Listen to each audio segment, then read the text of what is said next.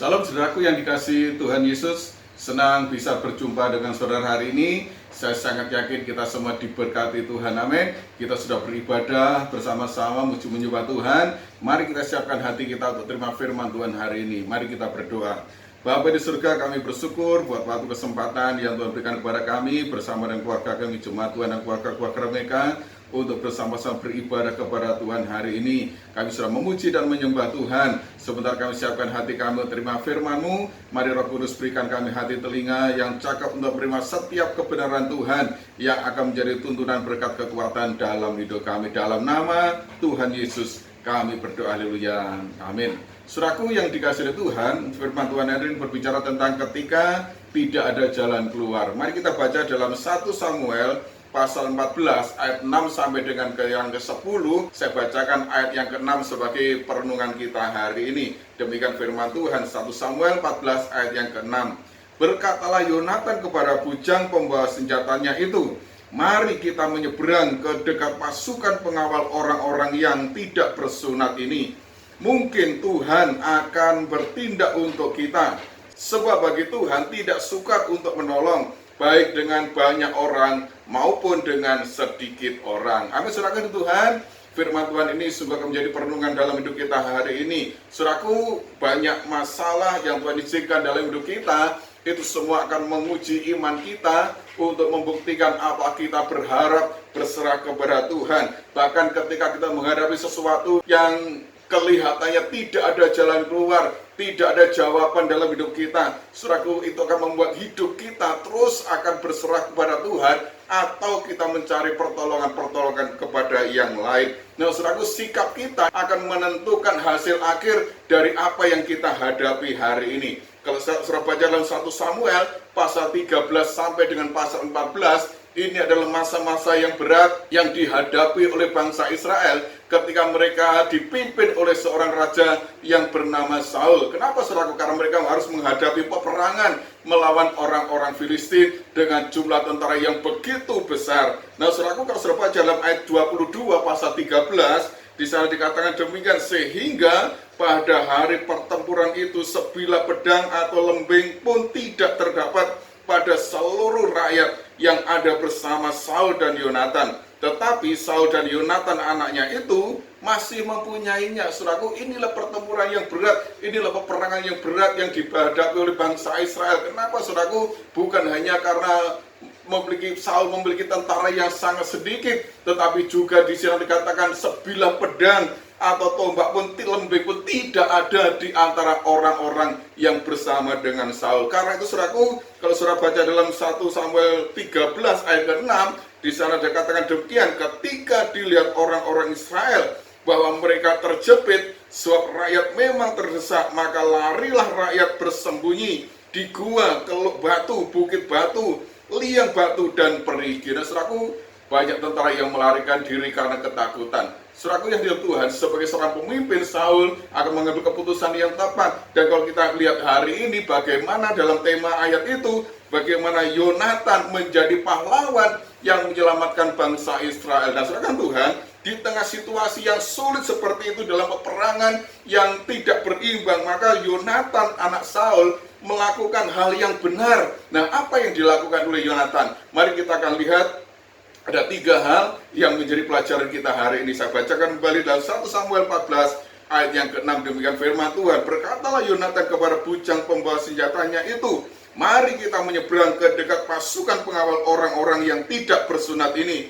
Mungkin Tuhan akan bertindak untuk kita. Sebab bagi Tuhan tidak sukar untuk menolong, baik dengan banyak orang maupun dengan sedikit orang. Amin saudaraku. 3 hal yang kita renungkan. Yang pertama saudaraku, maka disana katakan ketika kita dalam keadaan yang terjepit, di mana kita tidak memiliki jalan keluar, kita terdesak oleh hal-hal yang kita hadapi dalam pergumulan kita, maka kita yang pertama harus berani mengambil keputusan. Saudaraku, berani mengambil keputusan.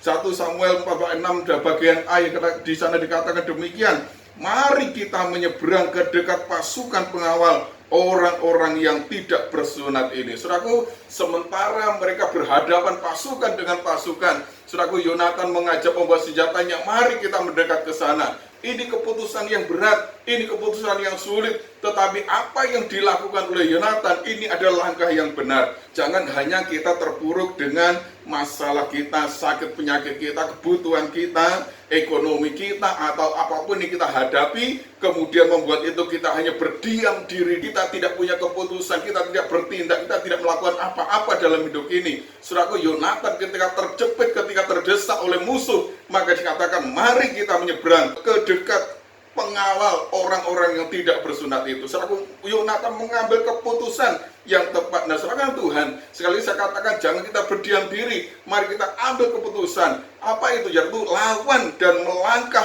bersama dengan Tuhan. Saudaraku yang dikasihi oleh Tuhan, kita tidak boleh berdiam diri terpuruk dengan masalah hidup kita, tetapi kita harus melawan, kita harus melangkah, kita harus bangkit. Dan saudaraku, jangan kita membiarkan hidup kita, hati kita diintimidasi oleh setiap masalah yang ada dalam hidup kita dan membuat kita hanya menerima keadaan. Kita tidak mau bertindak, kita tidak mau mengambil keputusan dalam hidup ini. Saudaraku yang dikasihi oleh Tuhan, ketika kita mau melangkah, kita mau bertindak, kita mengambil keputusan yang tepat, maka di sana Tuhan akan menolong kita. Amin. Saudaraku, awal dari pemulihan hidup kita yaitu mari kita ambil keputusan dalam hidup kita. Kalau saudara baca anak yang terhilang dalam Lukas 15, saudaraku, anak yang terhilang ketika dia sudah miskin, sudah tidak punya apa-apa, dia mengembara, saudaraku, menjaga babi, bahkan kelaparan, maka apa keputusan dia ambil? Dia katakan, aku akan kembali kepada bapakku. Saudaraku, aku akan kembali kepada bapakku. Di rumah bapakku banyak makanan, berlimpah-limpah, di sini aku mati kelaparan. Dia ambil keputusan yang tepat untuk kembali kepada bapaknya. Dan apa yang terjadi, saudaraku? Bapak menyambut dia, dipulihkan hidupnya,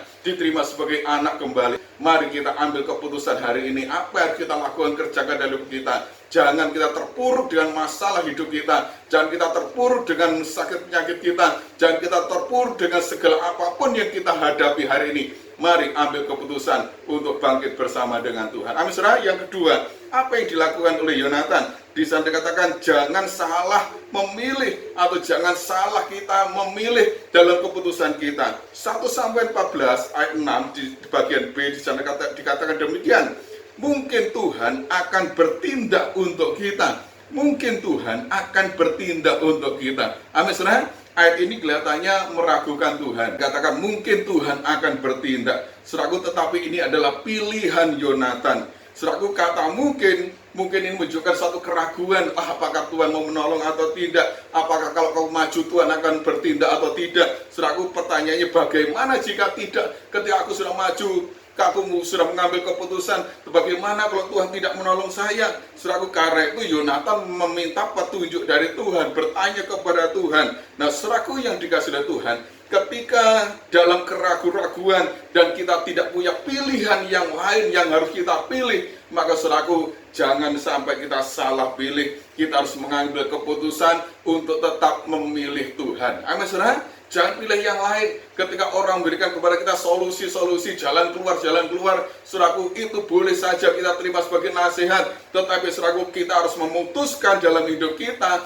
untuk tetap memilih Tuhan. Sekalipun kita belum melihat pertolongan Tuhan, sekalipun kita belum melihat jawaban Tuhan, sekalipun kita belum melihat apapun yang Tuhan kerjakan dalam hidup kita, menjawab doa-doa kita, tetapi pilihan kita haruslah tetap Tuhan. Amin, saudara. Kenapa, saudaraku? Karena kita tahu bahwa Tuhan itu akan menolong kita tepat pada waktunya Tuhan. Nah, saudaraku yang dikasihi oleh Tuhan, kalau saudara baca dalam Daniel pasal 3 ayat 17 dan 18, saudaraku, satu kisah di mana Raja Nebukadnezar membuat sebuah patung, kemudian seluruh orang suruh menyembah patung itu, tetapi Daniel menolaknya. Dan ancamannya apa, saudaraku? Ketika tidak mau menyembah patung itu, maka Daniel akan dimasukkan ke dalam dapur api. Nah, saudaraku, apa yang menjadi keputusan Daniel? Saya bacakan demikian, Daniel 3, 17-18, demikian firman Tuhan.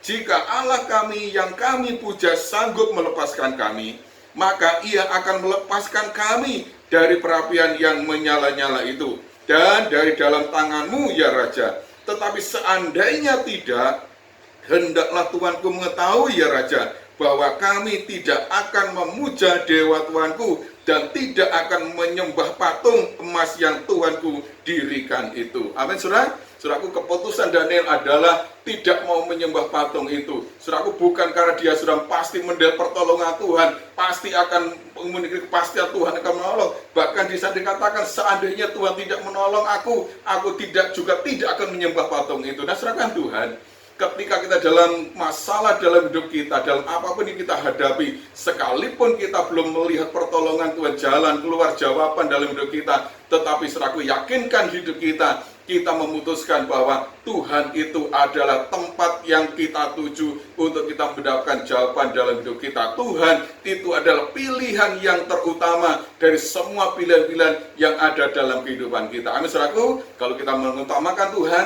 maka di sana Tuhan akan berikan pertolongan kepada kita. Bagaimana Yonatan kemudian mengalami kemenangan, bagaimana Daniel kemudian dijagai Tuhan dari dapur api itu, bahkan bau asap pun tidak ada pada pakaian mereka. Amin, saudaraku. Karena itu mari kita percaya kepada Tuhan, senantiasa jatuhkan pilihan hidup kita hanya kepada Tuhan. Amin, saudara. Yang ketiga, apa yang dilakukan oleh Yonatan dalam 1 Samuel 14 ayat ke-6 bagian C, di sana dikatakan demikian, sebab bagi Tuhan tidak sukar untuk menolong, baik dengan banyak orang maupun dengan sedikit orang. Amin, saudaraku. Yang ketiga, Yonatan percaya akan kemahakuasaan Tuhan.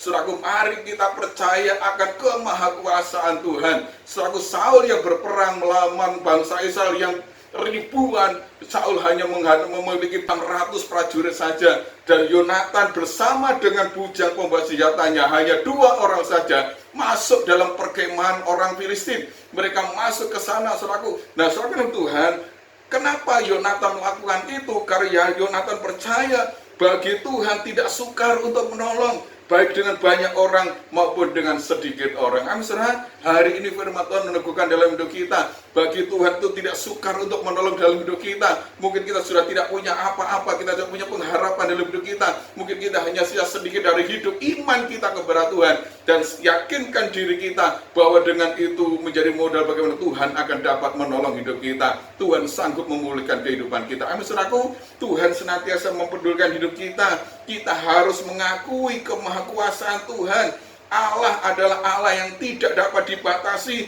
oleh situasi dan kondisi dalam hidup kita. Bagi Tuhan tidak sukar untuk menolong kita, untuk menyembuhkan kita, untuk memulihkan kita, untuk memberikan jawaban dari apapun yang kita pergumulkan hari ini. Amin, saudara. Karena itu mari kita pilih tindakan yang tepat bersama dengan Tuhan. Mari kita ambil keputusan yang tepat. Mari kita jatuhkan pilihan kita hanya kepada Tuhan. Dan dikatakan mari kita percaya bahwa Tuhan itu sanggup menolong dalam hidup kita. Kita yakin apapun yang kita hadapi dalam setiap masalah pergumulan kita, Tuhan pasti menolong kita. Kalau hari ini kita belum melihat, percayalah, tetap percayalah bahwa Tuhan sanggup untuk menolong kita. Amin. Tuhan memberkati kita. Mari kita berdoa. Bapa di surga, kami bersyukur pada kebaikan Tuhan. Waktu yang indah kami dengan firman-Mu hari ini, kami percaya Tuhan Engkau memberkati kami dengan kebenaran Tuhan.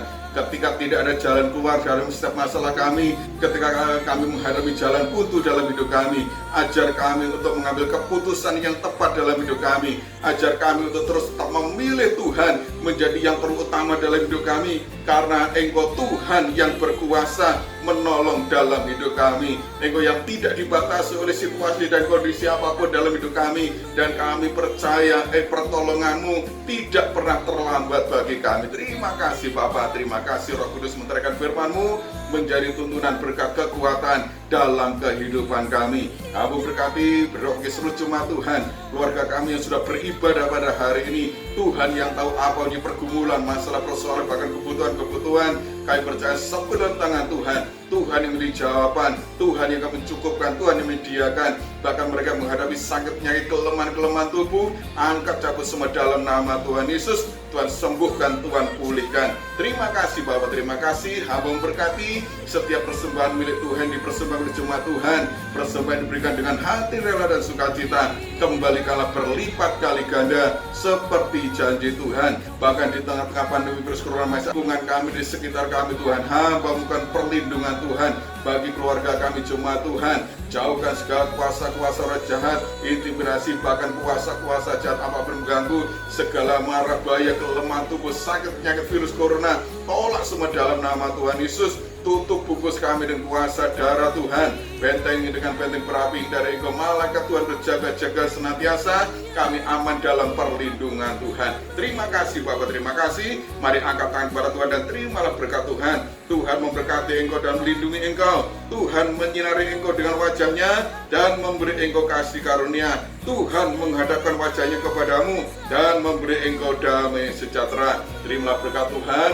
Biar damai sejahtera, sukacita, anugerah yang daripada Allah Bapa, cinta kasih Tuhan Yesus dalam persekutuan Roh Kudus akan tetap mengikat kita dan menyatukan kita mulai sekarang ini sampai Maranatha, Tuhan Yesus datang yang kedua kali. Berkat ini kami menyertai dalam setiap pribadi saudara, keluarga rumah tangga saudara, dalam pekerjaan saudara, dalam pengiringan pelayanan saudara. Apapun yang saudara kerjakan, Tuhan buat berhasil dan Tuhan memberkati. Terima kasih Bapak, segala puji, hormat, syukur dan berkat kami naikkan hanya bagi Bapa di surga. Dalam nama Tuhan Yesus kami sudah berdoa dan bersyukur. Haleluya, amin. Salam, selamat beraktivitas dan Tuhan memberkati kita.